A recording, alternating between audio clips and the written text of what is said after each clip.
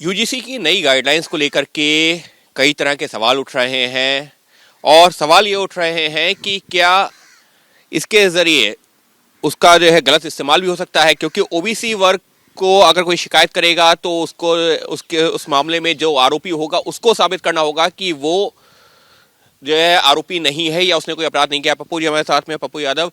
पप्पू जी, जिस तरीके से यूजीसी की गाइडलाइंस आई हैं उसमें ये किया गया है कि अगर कोई ओबीसी वाले को जो है, अगर कोई व्यक्ति जो है, लड़का या कोई भी व्यक्ति शिकायत करता है तो जो सवर्ण वर्ग है उसको साबित करना पड़ेगा। इसको लेकर के बहुत मुहिम चल रही है। देखिए, एक बात समझिए, परिवर्तन ये नियम है, समय समय पर परिवर्तन होता रहता है।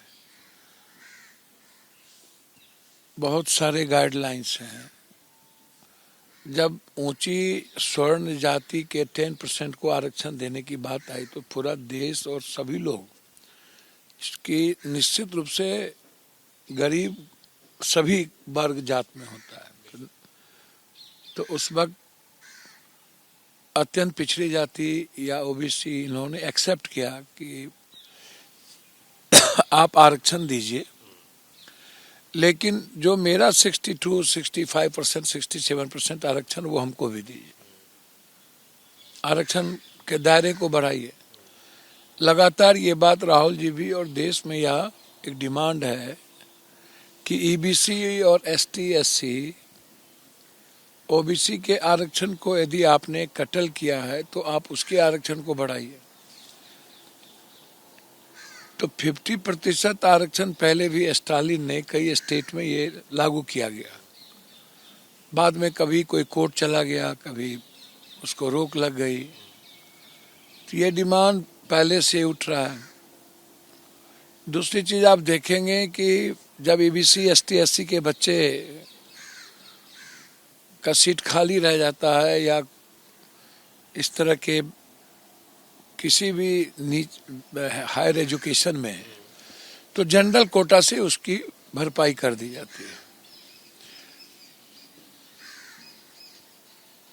तो जो एक नया यूजीसी रूल्स आए, बहुत दिनों से भी ये डिमांड था। जैसे SC ST एक्ट आया तो उस वक्त भी कई तरह की चर्चा हुई, लेकिन वो एक्ट बना तो ऐसा तो है नहीं कि SC ST एक्ट का कोई दुरुपयोग। अच्छा, जब कोई कानून बनता है तो 1-2% दुरुपयोग स्वाभाविक है, जब अच्छा होगा तो कुछ बुरे भी होते हैं। तो फिर यदि ये कानून एक आप जिस तरीके से आज नहीं, सावित्रीबाई फूले, महात्मा फूले के काल से लेकर के आज तक आप जब उठा के देखिएगा तो आज भी सामाजिक, शैक्षणिक, आर्थिक रूप से लंबा गैप है। तो उसमें एक इक्वलिटी, एक रेस्पेक्ट बना रहे, और कोई भी जो ईबीसी एसटी एससी के जो बच्चे हैं उसका जिस तरीके से रैगिंग का मामला बराबर आता है या अन्य कई आर्थिक सामाजिक आधार को लेकर के हम देखते हैं, तो जिस तरीके से कॉलेजेस में कई बार ये सवाल, बेमुला का सवाल उठा, कई सवाल उठे, तो मुझको लगता है कि जो माइंड सेट है ईबीसी ओबीसी एसटी एससी का, जो जिसको लगता है कि हम एक्सप्लॉयटेशन होता है मेरा, तो एक बिल्कुल पारदर्शी कानून हो ताकि गलत कानून का इस्तेमाल ना हो। आप ये कह रहे हैं कि ये जो सरकार की तरफ से ये जो यूजीसी की गाइडलाइंस आई हैं, आप कह रहे हैं कि आप इसका समर्थन कर रहे हैं कि ये होनी चाहिए? नहीं, मैं ये नहीं कह रहा होनी चाहिए या नहीं होनी चाहिए। बहुत कुछ बहुत पहले होना चाहिए था जो नहीं है। आरक्षण होना चाहिए, नहीं है। प्रमोशन की बात है, नहीं है। तो आप इसको कैसे देखते हैं? आप जैसे चीफ जस्टिस ऑफ इंडिया ने क्रीमी लेयर की बात कर दी, वो गलत है। आपने बात कर दी कि जो आईएएस है या आईपीएस है या इकोनॉमिकल बढ़ गया, तो इकोनॉमी तो आज से है नहीं। कई चीज़ों में आप जब बात करते हैं जिसकी जितनी जनसंख्या उतनी भागीदारी, तो राजनीतिक रूप से भी आप भागीदारी क्यों नहीं दे? इस यूजीसी की गाइडलाइंस को फिर आप कैसे देखते हैं? क्या ये सही है? क्योंकि जो सोशल मीडिया कानून का इस्तेमाल दुरुपयोग ना हो, मैं ऐसा मानता हूँ। रेस्पेक्ट बना रहे, और मुझको लगता है कि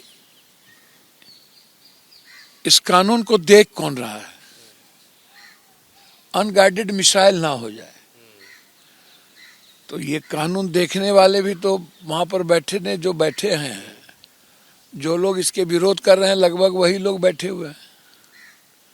तो अब सवर्ण जो वर्ग इस पर जो खुल करके सामने आया, उनका ये कहना है कि अगर जो है हमारे खिलाफ आरोप लगा दिया जाएगा तो साबित भी हम ही को करना है कि हम आरोपी नहीं है, क्योंकि जो शिकायत करेगा उसको कोई सबूत तक नहीं देना है कि हाँ उसने क्या कर। मेरी बात आप समझिए, जब आज भी कोई केस होता है किसी पर, तो गवाह आप सही है या नहीं है, वकील को रखते हैं कि नहीं? तो आप रख के अपना एक्सप्लेन कर दीजिए। शुरुआती तौर पर सबूत तो देना पड़ता है ना कि कुछ गड़बड़ हुआ है, कुछ गड़बड़। यहाँ पर तो कोई सबूत देना ही नहीं। नहीं, शुरुआती तौर पर आप कोई कंप्लेन कर देगा वो गिल्टी हो जाएगा, ऐसा भी तो यहाँ नहीं कर दिया है। जब तक सही प्रमाण तथ्य नहीं होंगे तब तक कोई कार्रवाई नहीं होगी। लेकिन जो गलत कर रहा है उसके मन में कानून का एक बैरियर तो रहेगा ना, एक कहीं डर तो रहेगा। अब इस कंट्री में आप जितना कानून बना लीजिए, कोई डर तो है नहीं, कानून नाम की कोई चीज तो है नहीं। कानून तो रसूखदार पैसे वाले नेताओं के जेब में है। तो आप ये कह रहे हैं कि नियम ठीक है लेकिन उसका इम्प्लीमेंटेशन, गरीब और आम आदमी के लिए कानून तो है नहीं। आप ये कह रहे हैं कि नियम ठीक है, नहीं आपसे जो में थोड़ा सा आपको लगता होगा राहत में, उसके जगह तो उसके बाद तो कहीं कानून नहीं लगता है।